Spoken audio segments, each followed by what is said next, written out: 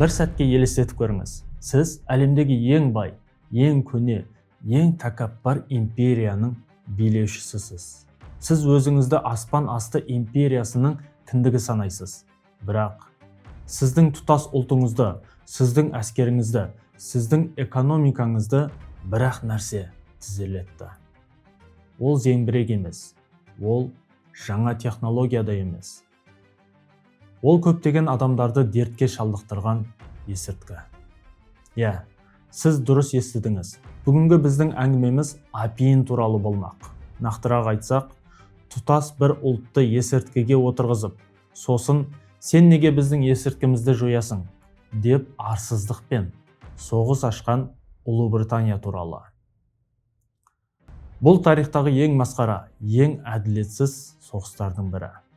Бұл бірінші апиын соғысының шерлі шежіресі.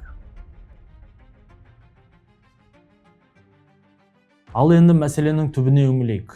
19 ғасырдың басы. Сахнада екі алып ойыншы. Біріншісі Цин империясы. 1000 жылдық мәдениет, өркениет. Олар үшін әлемнің кіндігі Бейжің.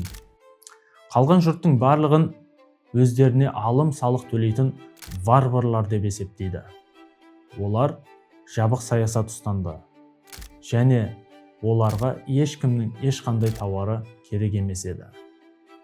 Екіншісі Британ империясы. Ешқашан күн батпайтын империя.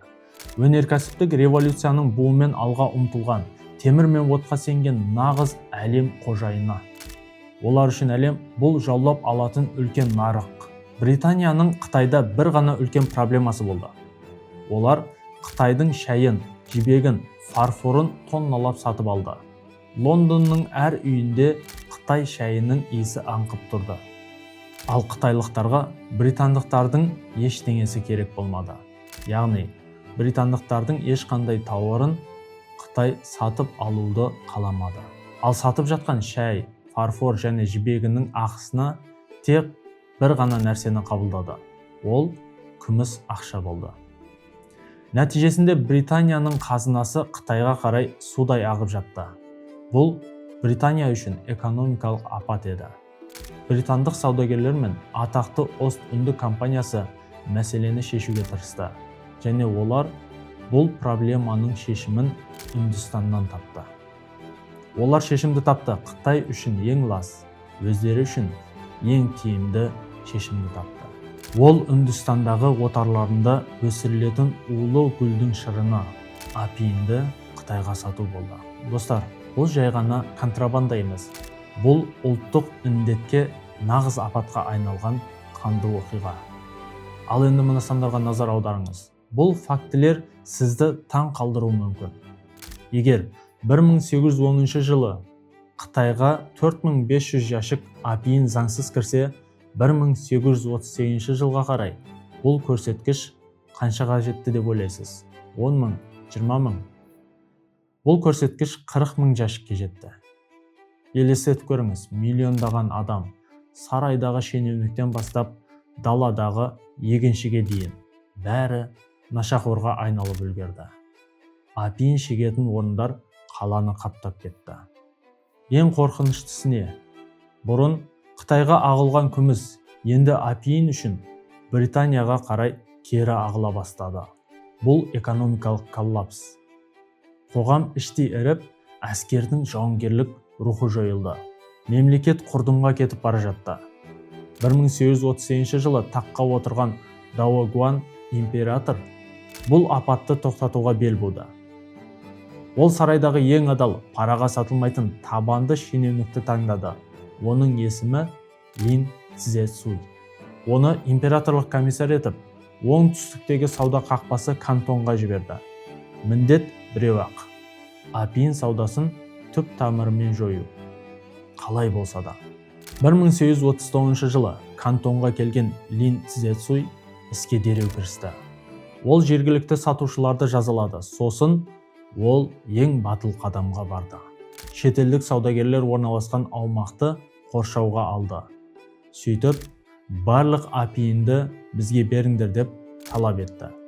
Британдықтар алғашында бұл талапқа мысқылдап күлген. Бұл қытайлық не айтып тұр өзі дегендей. бірақ Лин қалжыңдаған жоқ еді. Ол табандылық көрсетті. Ақыры британдықтар амалсыз айтылған талапты орындауға мәжбүр болды. Олар 20.283 жәшік апиынды, яғни 1400 тонна улы затты Лин Цзэцуйға тапсырды. 1839 жыл 3 маусым Хумин жағажайы. Лин Цзэцуйдың бұйрығымен 23 күн бойы жұмысшылар сол апиынды терең орға төгіп, үстінен әк пен тұз сеуіп, теңіз суымен араластырып жойып жатты. Ойлап көріңізші, 23 күн бойы. Бұл жай ғана есірткіні жою емес. Бұл бір ұлттың өз абыройы үшін, болашағы үшін жасаған тарихи таңдауы. Бұл Цин империясының батысқа жоқ деп айтқан алғашқы және өкінішке орай соңғы батыл қадамы болды. Лин Цзэцуй тіпті Виктория патшайымға хат жазды. Ол өз хатында: сіз өз еліңізде апиынға тыйым саласыз, өйткені зиянын білесіз. Егер өзіңізге зиянды нәрсені қаламасаңыз, неге оны басқа елге таңасыз? Сіздің ар-ұжданыңыз қайда?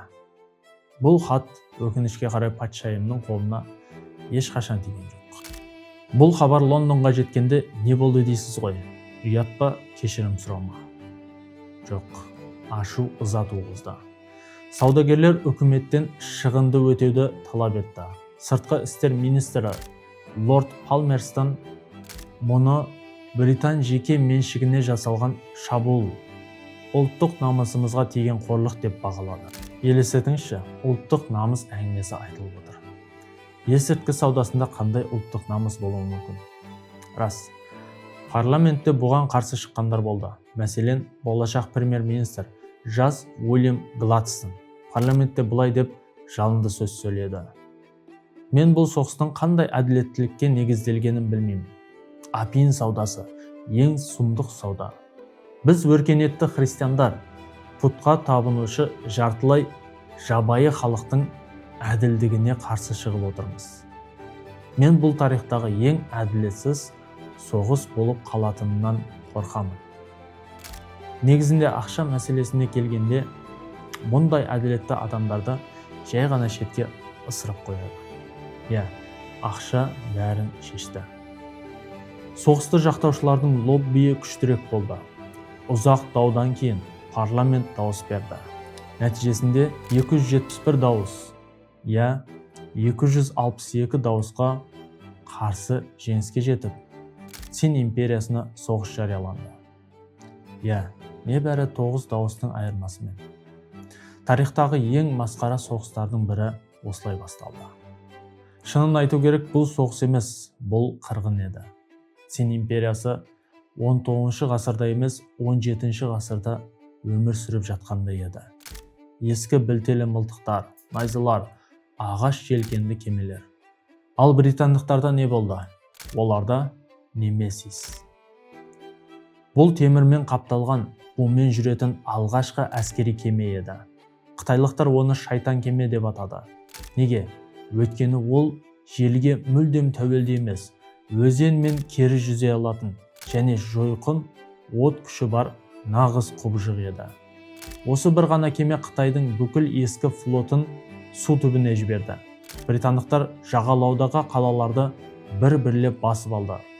1842 жылы Чжэнцзян қаласы үшін қанды шайқас болды. Манжур жауынгерлері соңына дейін шайқасты. Жеңілетінін білгенде, олар тұтқынға түскеннен гөрі отбасыларын өздері өлтіріп, үйлерін өртеп, өздері де отқа оранып қаза тапты. Бұл нағыз трагедия еді. Ақыры амалы таусылған император келіссөзге келуге мәжбүр болды. 1842 жыл 29 тамыз британдық Корнуоллис кемесінің борты. Тарихтағы алғашқы тең емес келісім Нанкин келісіміне қол қойылды. Достар, бұл келісімнің шарттарын тыңдаңыз. Бұл Қытай үшін ұлттық қорлықтың бастамасы. Қытай 21 миллион күміс ақша төлейді. Соғыс шығыны және жойылған есірткі үшін. Гонконг аралы Ұлыбританияға берілді. Бұрын тек бір ғана порт Ұлыбритания үшін ашық болса, енді Қытай британдықтарға 5 порт ашуға мәжбүр болды. Елдің есігі шетелдіктерге айқара ашылды. Ең бастысы, Қытай өз тауарларына кедендік салықты өзі белгілей алмайтын болды. Яғни өз нарығын қорғау құқығынан айырылды. Бірақ бәрінен де сорақысы, бәрінен де қорлайтыны келесі жылы қосылды. Ол экстерриториалдылық қағидаты. Бұл не дейсіз бе? Бұл дегеніміз, егер британдық азамат Қытай жерінде қылмыс жасаса, мысалы қытайлықты өлтіріп қойса, оны Қытайдың соты емес, британдық консулдық сот соттайды. Яғни, сенің еліңде сенің заңың жүрмейді. Бұл толықтай тізе бүгу еді. Осылайша, достар, Қытай үшін қорлық ғасыры басталды. Бір кездері әлемнің кіндігі болған, өзінің мәдениетіне масаттанған империяның тізе бүккені осы. Бұл жеңіліс Қытайдың ұлттық санасында мәңгілік жара болып қалды. Бүгінгі Қытай әлемдегі ең қуатты державалардың бірі. Бірақ олардың әрбір қадамынан, әрбір шешімінен сол бір тарихи сабақтың жаңғырығын естуге болады. Ол сабақ қандай? Артта қалсаң, соққыға жығыласың. Бұл тек Қытайдың тарихи емес, бұл тәкаппарлықтың, оқшауланудың және өзінің әлсіздігін мойындамаудың қандай апатқа әкелетіні туралы бәрімізге ортақ сабақ. Тарих қайталанбауы мүмкін, бірақ оның сабақтары ешқашан ескірмейді. Сіз бұл туралы не ойлайсыз? Бұл шынымен де еркін сауда үшін болған соғыс па? Әлде тарихтағы ең ірі мемлекеттік есірткі саудасы ма? Пікірлеріңізді төменде жазуды ұмытпаңыз. Келесі кездескенше.